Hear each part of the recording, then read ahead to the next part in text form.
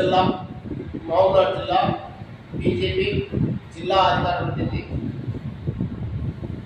నిన్న జడ్చల్లో అసెంబ్లీలో జడ్చల్ ఎమ్మెల్యే అడుగురెడ్డి ముదడ్డాపూర్ భూ నిర్వాసితుల గ్రామాన్ని ఆ నిర్వాసితులను సందర్శించి అక్కడ రైతుల గురించి మాట్లాడకుండా బండి సంజయ్ గారి గురించి బీజేపీ పార్టీ కేంద్రం గురించి మాట్లాడడం జరిగింది.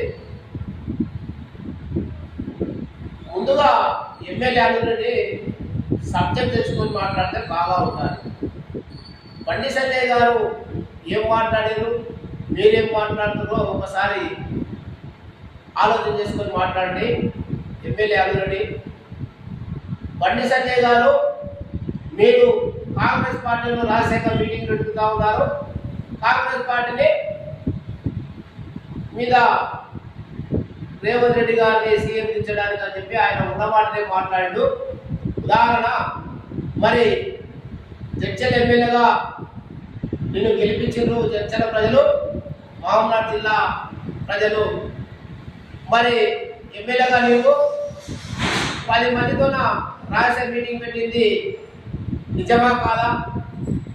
మరి పిసిసి అధ్యక్షులు మహేష్ కుమార్ గౌడ్ కానీ ఆమె ఉన్న స్టేట్ ఆమె ఇన్ఛార్జి మున్సీ గారు కానీ మిమ్మల్ని హెచ్చరించింది నిజం కాదా? ఒకసారి నీ పొజిషన్ ఏదో కాంగ్రెస్ పార్టీ తెలుసుకొని మాట్లాడండి. ఎమ్మెల్యే అడుగురెడ్డి, బండి సంజయ్ గారిని రాష్ట్ర అధ్యక్ష పదవి నుంచి మార్చిండ్రు. మీరు నిశ్చితంగా ఉన్నారు, మీరు యథార్థంగా మాట్లాడుతూ ఉన్నారు. కానీ మేము బండి సంజయ్ గారికి రాష్ట్ర అధ్యక్ష పదవి తప్పించినా కిషన్ రెడ్డి గారికి ఇచ్చినా కూడా అది పార్టీలో ఒక భాగము. ఎందుకంటే మీ పార్టీలో అయినా మా పార్టీలో సిద్ధాంతాలు ఉన్నాయి. 2 సంవత్సరాలకు ఒక పార్టీ అధ్యక్షుడు మారుస్తూ ఉంటారు.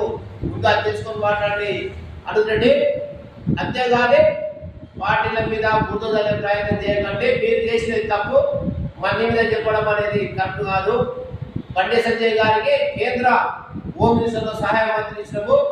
ఆ పదవి ముందల ఈ పదవి చాలా చిన్నది.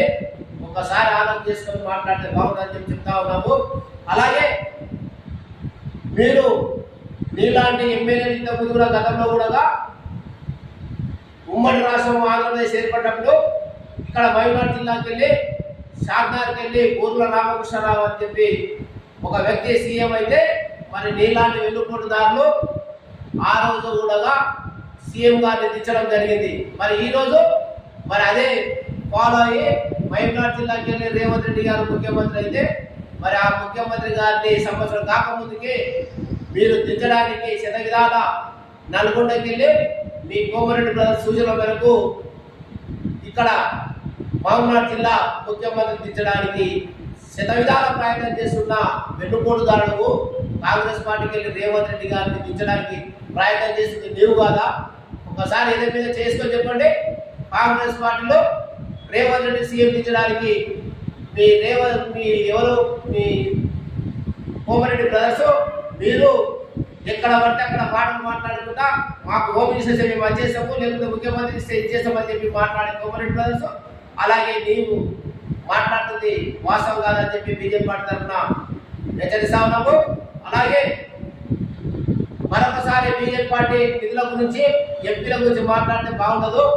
108 కోట్ల రూపాయలు ఆర్ఆర్బీ మినిస్టర్ నితిన్ గడ్కరీ గారు ఇస్తే రోడ్డు బాలనగర్కి వెళ్ళి గంగాపూర్కి వెళ్ళి గంగాపూర్ అవతల కొత్తపల్లికి వెళ్ళి సిల్వేర్ వరకు మరి రోడ్డు శాంక్షన్ అనేవి 108 కోట్ల రూపాయలు. అవి ఎక్కడి ఫండ్? ఇప్పుడు అలాగే వర్క్ నడుస్తుంది. ఆ ఫండ్ బీజేపీ ఫండ్, కేంద్ర ప్రభుత్వం ఫండ్ కాదని చెప్పి చెప్పండి. మరి ఆ రోజు కోమరెడ్డి వెంకరెడ్డి, అలాగే ఎమ్మెల్యేగా నీవు, అలాగే మా ఎంపీ గారు శంకుస్థాపన చేశారు. మరి ఇక్కడున్న మినిస్టర్ జూపాలి కృష్ణారావు గారిని ఆహ్వానించకుండా నీకు ఇక్కడున్న ముఖ్యమంత్రి కానీ ఇక్కడున్న మినిస్టర్ మీద కూడా నీకు ఒపీనియన్ మంచిగా లేదు.